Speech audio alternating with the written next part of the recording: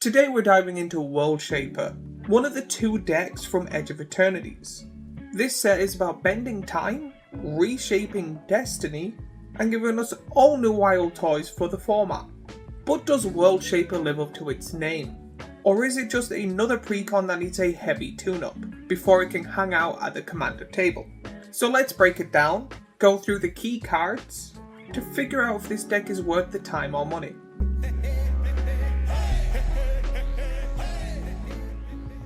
So this is how we're going to break down the review. Firstly, I'll talk about the commander and sub-commander. After that, I'll break the deck down into creatures, artifacts, enchantments, spells, and lands. And then finally wrap it up with, is it worth it, with a final grading. So let's talk about the star of this deck, the commander. Srezreal Genesis Shepherd. For 2 generic, a black, a red, and a green, you get a legendary creature, Insect Druid, that is a mythic. Has flying. You may play lands from your graveyard. Whenever you sacrifice another non-token permanent during your turn, put a number of 1/1 counters equal to Srezreal's power on up to one other target creature and is a 2/5. When it comes to this, a Jund commander is usually quite good. They usually scream sacrifice synergy and a lot of graveyard value. The ability to play lands from your graveyard is very, very powerful. It's like having a little Crucible of Worlds on your commander. A very powerful ability in my opinion, especially because of the fact that you get to use the second half with it. Because it's when you sacrifice a non-token permanent, so if you get rid of your own lands, you're able to then replay them, powering up your other creatures. Which then makes your commander reward other creatures, which is a very powerful thing. Straight off the bat, they get 2 +1/+1 counters, which is really easy to then add on with other cards on top of that. Plus, if you have ways to move the counters onto your commander, you can make really busted creatures by sacrificing a land and then replaying that land on the same turn. This commander encourages land recursion, sacrifice outlets, and 1/1 counter synergies. When it comes to the strengths of this commander, it has built-in card advantage, it has strong synergy with other Jund cards out there, and can turn small utility creatures into big massive threats. Now the weaknesses are a little bit different. This deck, in my opinion, needs a lot of setup. If you're not drawing the right cards needed, this deck can feel really slow, and it needs a lot of board presence to be a threat. When the commander is killed, it is going to be very, very difficult to get back on track. But with every commander there is a sub-commander, and the sub-commander of this deck is Hearthhold the World Seed. For 1 generic, a black, a red, and a green, you get a legendary artifact spacecraft that is a mythic. Has station. +2, for 1 generic and tap it, sacrifice a land, draw 2 cards, you may play an additional land this turn. +8, has flying, vigilance, and haste. Whenever you sacrifice a land, each opponent loses 2 life and is a 6/7. This isn't your typical legendary creature. This is a new form of creature that they added in for this set, which is spacecrafts. They have an ability called Station, which lets you tap creatures to put counters on it to make this more and more powerful later on throughout the game. This also plays into the land sacrifice and then recursion theme, which I do like. This space mechanic is new, so we're not sure how powerful it can be and how many people are going to play these as commanders. But having flying, vigilance, and haste on a commander is a very powerful ability. To be honest, I prefer this than the commander itself. I think this is a very powerful card, especially because you can use it early, mid, and late game. Its +2 to let you sack a land and draw 2 cards is a very good way to make sure your hand is full at all times.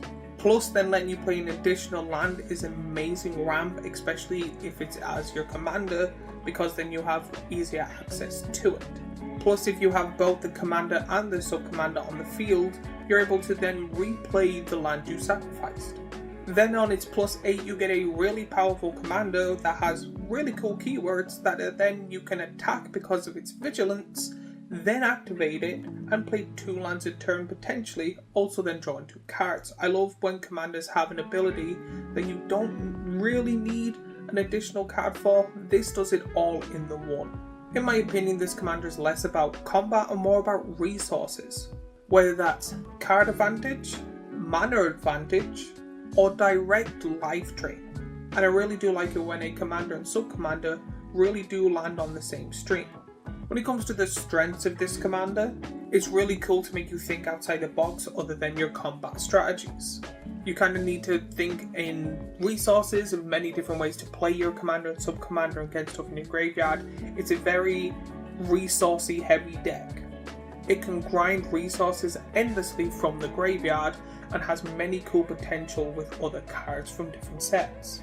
Because of the station thing, a lot of newer players or older players that don't really look up the new stuff in Magic will not really know what to do or how the commander will work.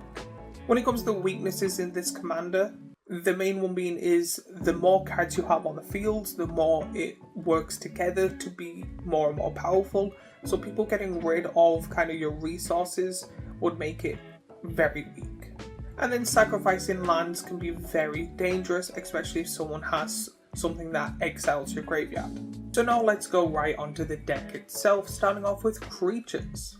When it comes to this, I think the creature is going to be the backbone of the deck, and the creature is going to help out and turn into the sacrifice outlets you need, help with the land or land recursion. A few 1/1 counter creatures, some are going to be in it for value, some are going to be in it for synergy, and a few raw power creatures to put the 1/1 counters on with the main commander. When it comes to the creatures in this deck, you get Emden Wastewaker, Evbo Brushrazor, Baloth Prime, Horizon Explorer, Scurrying Swarm, Braid's Artisan Nightmare, God Eternal Bontu, Morag Fury of Akrum, Augur of Autumn, Centaur Vinecrasher, Lonecraft Froom, Multani Yavi Master's Avatar, Oracle of Moldova, Rampaging Baloths, Tireless Tracker, Titiana Protector of Argoth, Worldbreaker, the Gitmog Monster, Korvold Fey Cursed King, Marzireg Cruel Death Priest, Omnath Locus of Rage, Soul of Windgrace. Overall, these creatures do a really solid job when it comes to the commander and the sub-commander. A lot of these creatures can be sacrificed for value, then you can spread the counters around to turn smaller creatures into bigger creatures. A lot of these creatures can make the 1/1 synergy snowball grow and grow and grow, plus some of them can generate some mana and a lot of board presence. In short, the creatures feel like the gears in a clock to help it go and go and go. But next up are the spells when it comes to this deck. And what I mean by spells are the instant and sorceries. These are the tools to keep the deck a bit flexible.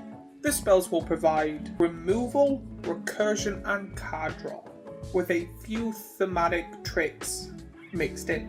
When it comes to the instants and sorceries of this deck, you get Formless Genesis, Piltari Annihilation, Blasphemous Act, Pest Infestation, Splendid Reclamation, Escape to the Wilds, Gaze of Granite, World Soul's Rage, Windgrace's Judgment. A lot of these spells are clearly just to be used to help speed up the process. If you are sacrificing a large amount of lands, you're able to get them all back all at once, doing a large amount of benefit for your deck. Personally, when it comes to this, I find the instants and sorceries not the best. I think they should have more focused on enchantments than a lot of the sorceries in here. I do find them to be quite weak, and especially because there's no real recursion for them. Pretty much, if you don't play them at the right time, you're kind of screwed. I do like the fact that they have put in a lot of land recursion cards, but there's a few cards in here that I'm like, why? And then Blasphemous Act is in it just as a generic board wipe. Overall, the spells feel more supportive and flashy, and they're not going to dominate the game. These are not the best in my opinion, and I just find that it was someone when I'm making a land recursion, I don't really know what to put in, and someone that's an okay to somewhat good player just threw in cards they knew from the top of their head. But now let's go on to the enchantments of the deck. When it comes to enchantments, they're usually long-term value engines when it comes to decks. They're kind of the hardest cards to get rid of and usually my favourite type of card to play. However, when it comes to this, there was a max total of 2, there wasn't many enchantments, so I do think they should have, especially with a deck like this, put in less instant and sorceries and put in more enchantments. And even the 2 they picked were mediocre to okay at best. If you don't know what they are Hammer of Prephoros, Binding of the Old Gods. This is a pretty small enchantment package, but the cards do what you want them to do for this deck. Hammer of Prephoros gives your creatures haste, which is huge when you're trying to put 1/1 counters on a creature. You want them to be able to attack that turn. But it also lets you sacrifice lands to then play a creature that you're able to put 1/1 counters on, which is what the commander kind of wants you to do. I just think playing creatures would be better than playing a token. And then Binding of the Old Gods is a weird card. It is pretty much just a removal card with a little bit of ramp and then giving your creatures death touch. So you kind of need to plan a game ender around this card, going, cool, I need to make sure that all my creatures have haste and are powerful by 3 turns. Because then after that, if you're attacking with a bunch of large creatures with 1/1 counters and death touch and haste, your opponents, if they survive, are then going to probably focus on you. But next up are the artifacts. When it comes to the artifacts, other than the generic ones, there's only one I want to talk about. But it really does direct into the card's theme. That artifact is Exploration Brood Ship. For a green, you get an artifact spacecraft that is a rare station. +3, you may play an additional land on each of your turns. +8 has flying. Once during each of your turns, you may cast a permanent spell from your graveyard by sacrificing a land in addition to paying its other costs, and is a 4/4. This is great for if your creatures are dying, you're able to still sacrifice a land that, if your commanders or sub-commanders on the field, gives you benefits. You're then, if you haven't done anything, be able to play an additional land. So again, with this, the commander and sub-commander, you're playing 3 lands a turn. And then if someone gets rid of an enchantment or a creature that you really like, you then get to sacrifice a land, replay that land if you haven't yet, and then be able to cast that creature, which is a very powerful ability in my opinion, other than somehow getting it out for free. I really kind of like these station cards. I think they're better versions of Level Up. I really like this one because it gives you ramp by letting you play extra lands, which means more lands, more sacrificing, which means more additional benefits. This is more perfect in my opinion for the sub-commander over the commander, and I actually think this is probably a must for this deck, unless you build it in a different way. While the artifacts are kind of small when it comes to this deck, I do find that this is good enough for it to count as 2 or 3 rares that no one really cares for. And now on to the final section when it comes to the deck, the lands. Lands are very, very important in Commander, but when it comes to precons, they're usually somewhat good to meh. And since this deck is really focused on lands, I personally don't think they're going to put the best lands in here because it's a precon. Since both the Commander and Sub-Commander care about sacrificing lands, then replaying lands, you're probably going to want good lands in this deck, and the best way to get lands is by buying more packs. So because they can do the whole where you try and make precons fair, I think they're going to be putting a lesser, weaker version of lands in this deck to try and get you to get better lands yourself. But when it comes to lands that were somewhat interested, you get Minden Hatchery, Vernal Fen, Fable Passage, Cinder Glade, Smothering Marsh, Twilight Mire, Verdescent's Bog. I think when it comes to the lands, they mainly focus to make sure that you have the 3 colours needed, but not really powerful lands. There's not really many lands that you can have abilities on or sacrifice to bring them back, or lands with the sacrifice ability on them for you to be able to destroy target land or sacrifice target land. I think these will be good in this deck because if you're playing 2 or 3 lands a turn, having the ability to sack your own lands with other lands would be really good. But I'm kind of happy there's not many lands that enter tap, because if you are sacrificing your lands and replaying them, you kind of don't want the tapped ones because it's really cool to have the mana that you played on that card. When it comes to this, lands is more as When it comes to this deck, land is also kind of like fuel, so you kind of need as many as you can. Personally, I will be taking out a bunch of the instant and sorceries and putting in a little bit more enchantments, lands and artifacts. To be honest, as a precon, I find this to be a very cool and interesting deck that you don't really see. They usually go with the same kind of theme or theme-esque things. I'm kind of curious on building my own version of this sub-commander, so if you're interested in that, let me know and I'll do a deck tech. Overall, the lands are not that flashy.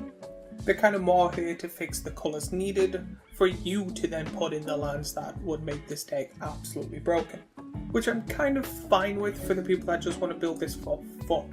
But now my overall thoughts and opinions of this deck. So after looking through everything, does World Shaper make a good precon? Honestly, I do think the Commander and Sub-Commander are both unique and fun and can be built in roughly the same but can have many different variations of it, which I do like. I usually like when a Commander and Sub-Commander have somewhat of the same theme, that you can switch them out whenever you want and still play the deck. Where a fair few Commander decks now, rather you have to build it one way or another, and they're quite hard with the precon itself to make one good and then the other not so good. There's a few cards I would instantly add in if I had this precon, like Hardened Scales, a fair few of the lands that you can sacrifice to play an additional land, kind of like Fable Passage is the strongest version of it, but cards like that. And if I was hard focusing on the sub-commander, I would probably put in the damage doublers and triplers, or whenever cards go to the graveyard, you lose more and more life. Mainly because since it's also a red card, the damage double and tripling I think works on that, so someone will be taking 4 or 6 damage each turn. I do think overall that this is quite a good deck. I would probably give it a 7.8 out of 10. It does need a fair bit of setup, so there's a lot of ways to make it that you're pretty much not doing anything when it comes to the game if people know what your deck does and know which cards to hit. Feels like you're either going to win with a giant massive bomb or you're just going to throw a pillow at your opponent. But overall, let me know what you think of this deck in the comments down below. If there's any cards you would put in, let me know. If you've built one on Moxfield or anything like that, link it down below. I would love to see your deck. If you enjoy me and what I do, I have a small little Etsy shop where I make t-shirts and hoodies in multiple colours and sizes for people to enjoy. So if you want to help out the channel, buy yourself something nice, like, subscribe and watch more of my content.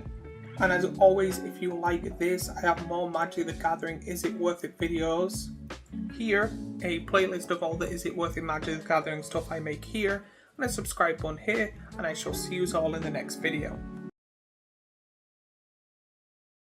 Some decks are built to smash, some decks are built to control, but this one feels like it crawled out the multiverse to ruin your friend's day, and I kinda like it. Hey everyone, and welcome back to the channel. Today we're going to be diving into the second commander deck from Edge of Eternities. We'll break it down with the commander and the sub-commander in the context of the deck, to see if this deck is worth buying or not, or if it's just going to sit on the shelves.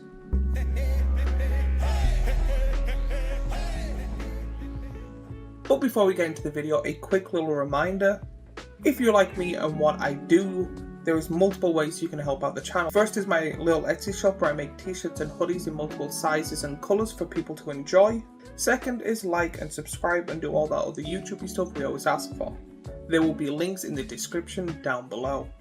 Now back onto the video where we're going to be talking about the commander of the deck, and the commander of the deck is Kilo Apogee Mind. For a blue, red and white, you get a legendary artifact creature, Robot Artificer, that is a mythic. Has haste. Whenever Kilo becomes tapped, proliferate, and is a 3/3. A 3 mana Jeskai commander that's a 3/3 is already quite good. Never mind its abilities, it has 3 great colours that work well, and then a commander for 3 mana? Woo! Plus it having haste means you're probably able to attack someone very fast and very easily. And then when you do attack and it becomes tapped, you get a proliferate, which means this deck can be played in multiple different ways. You can turn it into a Planeswalker deck and proliferate all your Planeswalkers. You can turn it into a Toxic/Infect deck and proliferate all the -1/-1 counters. You can then do the opposite and do it with +1/+1 counters, or all those cards that say charge counters, you can put a bunch of those cards in and have the ability to proliferate all of them. If it has a counter on it, Kilo can upgrade it. I also say with Intruder Alarm and ability to tap your own creatures, this can go infinite by proliferating as many times as you want. Like you tap it down to play a creature, which sound an alarm untaps all your creatures, and you tap this creature to then play another creature. It can go on and on and on, which is really good. It makes Kilo very dangerous for its tapped ability. You don't even have to attack, you can crew vehicles, use artifacts that require tapping. Plus, since Kilo has haste, you can proliferate the turn you played as well, which is, again, absolutely amazing. This is a commander that rewards creative building. You can lean in so many different ways, as I've previously said, or just have a bunch of artifact creatures that just become unstoppable. With Kilo, you're literally in control of the battlefield. But to back up our commander, there is a sub-commander called In Spirit Flagship Vessel. For blue, red and a white, you get a legendary artifact spacecraft that is a mythic. It has station. At the beginning of combat on your turn, put your choice of a +1/+1 counter or 2 charge counters on up to one other target artifact. +8. Flying. Other artifacts you control have hexproof and indestructible, and is a 5/5. So a few things I want to say right off the bat. A 5/5 for 3 mana is really good. Now I know it has the station ability, so you have to tap up to 8 power. However, I really do think this is worth it, especially because this, with the commander, works really well no matter which one you play. I love that both of them work so well with each other. Usually you can take one of the two out, where you can with this, but I do think it is a huge downgrade. I think both of these should always be in the deck, unless you're building it in your own fun little way. This is more of the powerhouse one in my opinion, and mainly needs to focus on artifacts, or artifact creatures. Plus, with the ability to put charge counters on stuff and putting 1/1 counters on things, you're easily going to get in that 8 range with even a little smaller Mire or something like that you don't really care for. Then having a hexproof indestructible 5/5 with flying for 3 mana is absolutely amazing, especially if you put in like Rogue's Passage, or if you put in a bunch of equipment to power up your commander. I actually think this would be quite a powerful Voltron commander, because when it has the +1, you can put a 1/1 counter on and keep proliferating until it becomes an 8/8 to then power up this and then put the equipment on this. Or if you have something that requires charge counters, you can put charge counters on it to get more mana to then be able to play bigger stuff or equip stuff onto your commander. So I really do think this can be built in slightly different ways, but can be very powerful. And then when it becomes online, all your other things that helped you at the beginning now become hexproof and indestructible, which means that 8/8 you tapped on the previous turn is now an 8/8 indestructible hexproof beast, which then on your upkeep you can then give it a +1/+1 counter to make it a 9/9 or do anything else. I think when it comes to this, the commander is more of a defensive kind of will keep growing, kind of play on yourself kind of mind game, where the sub commander is more I'm going to hit hard, I'm going to hit big, and I'm going to hit with a large amount of artifacts. So I do like that it's kind of 2 different play styles in the one. But now let's go on to the deck itself, starting off with the creatures. When it comes to the creatures, I think there's a lot of heavy hitters. Majority of them are going to be artifact or artifact-esque, a lot of proliferate or 1/1 counters or other stuff like that. If you don't know the creatures in the deck, you get creatures just like Patrolling Peacemaker, Depth Shaker Titan, Surge Conductor, Angel of the Ruins, Chrome Host Speed Shark, Cyberdrive Awakener, Deep Glow State, Emery Lurker of the Lodge, Captain Cannoneer, Phyrexian Metamorph, Tethical Inquiry Dominus, Thought Monitor, Alibu Ancient Witness, Jorah Weatherlight Captain, Crystallian Crawler, Hangerback Walker, Steel Overseer, Threefold Thunderhook. Mainly I think this is for the sub-commander than the commander itself. There's a lot of big hitters in this, which helps stabilize the board and deals lots of damage. But also has some interactive tools as well. You have some great cards that make token armies, with cards that double up your counters, so when you proliferate you get twice as much fun. And then personally I think the rest of the cards are great for recursions or board presence, with then a little bit of cards that help keep your hand full. And then finally a large amount of artifact scaling tools, to make sure that those counters keep going up and up to make you stronger and stronger to potentially win the game. Overall I think the creatures have two different sections. One is to build resources, and then the second one is to make sure that your board presence is harder and harder to deal with. Personally I think, and I've said it before, having both your commander and sub-commander out at the same time is probably the best beneficial part when it comes to this deck. But next up are the non-creature cards called spells. These are going to be here to help with the strategy of the deck, help with interactions, or have board wipes, which hopefully doesn't get rid of Indestructible, because if you play a board wipe with your sub-commander on the field and fully ready to go, you're going to be the only one with creatures going, hey, let's have some fun now.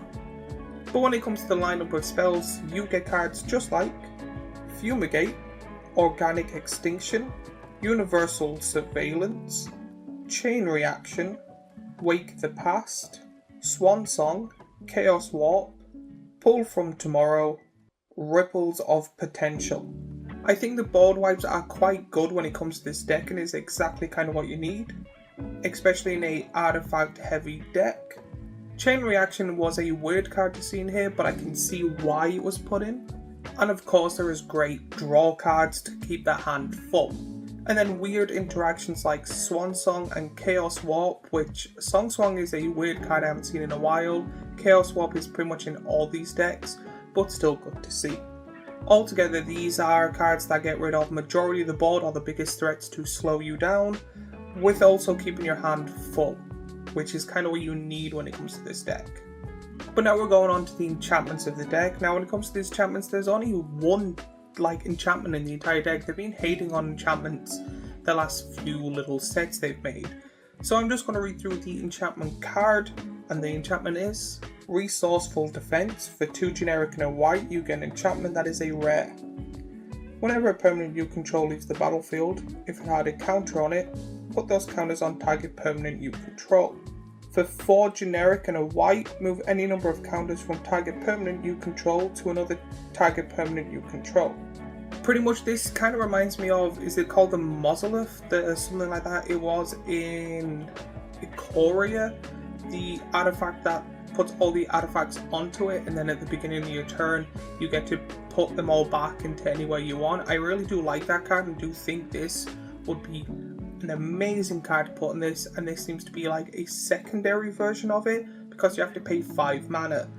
So I do think that I would take this out and put that artifact in, or both. Take out one of the instants so far. Personally, Chaos Warp is really good, Swan Song's really good. Both having quite good, but you could take one of them out and put this in to power up your deck even further. But with your commander constantly making counters and your sub-commander needing multiple counters, I think this is an amazing card to put in, especially because of the low price. Now the only downside is the 5 mana, which I say you would probably only do if you have some way to rather untap your lands, have a large amount of mana, or an emergency state. But now let's talk about the backbone of this deck, the artifacts. And honestly, probably the funnest part of this deck in my opinion. When it comes to artifacts, you get Insight Engine, Uthros Research Craft, Long Range Sensor, Mox Out Refinery, Solar Array, Cloud Key, Gavel of the Righteous, Astral Canopony, Darksteel Reactor, Empowered Auto Generator, Lux Artillery, Lux Cannon, and Titan Forge. I find the artifacts in this deck to be a bit on the edge of both the Commander and Sub-Commander, which is fine for a pre-con, but I say if you want a hard focus on one, you may have to replace some of the artifacts with different variations. But I do find a lot of the artifacts in this deck are still powerful even if you don't decide to do that. I think they hard focused on cards that you can proliferate and cards that will help with other kind of strategies and stuff. I do think they are good, they are powerful, but out of everything I would probably replace this, probably then the enchantments, then spells. I do think the creatures are fine with a few little heavy little changes here or there. But then finally the lands. I find when it comes to precons, especially when there's 3 color precons, that the lands are quite, there is probably a fair few good ones, but I do think overall they're kind of hard, especially if they enter tapped. But the good thing about this is that they have a fair few utility lands as well, which is really good. And if you don't know any of the lands in this deck, you get good lands just like Radiant Summit, Cascade Bluffs, Clifftop Retreat, Glacial Fortress, Karn's Bastion, Mycosis Gardens, Rugged Prairie, Spire of Industry, Sulphur Falls. I really do like filter lands, especially when it comes to decks like this. I didn't put in, there was a few little like damage lands or lands that enter tapped, which I didn't want to put in.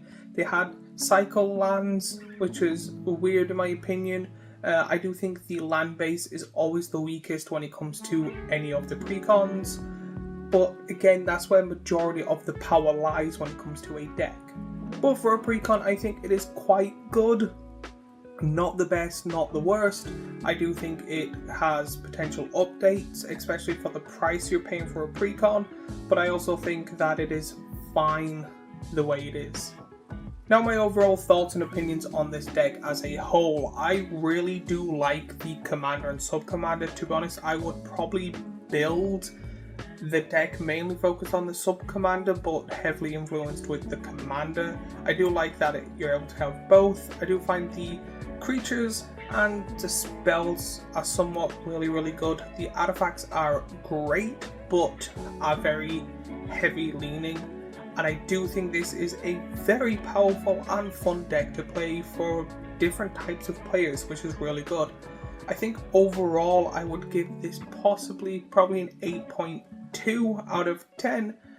So if you're like me and think that too, let me know in the comments down below, or if you think a different kind of grading, let me know there too. If you've built this deck or anything like that, follow me on Moxfield, send me a link. I love to see people's decks, and let me know your thoughts and opinions down in the comments down below. While you're there, remember to like and subscribe and do all that YouTubey stuff we always ask for. And as always, if you like this, is it worth it? I have the previous Commander deck from Edge of Eternities here, a playlist of Is It Worth It Magic the Gathering videos I make here, and a subscribe button here, so go hit subscribe, like and follow and all of that, and I shall see you all in the next video.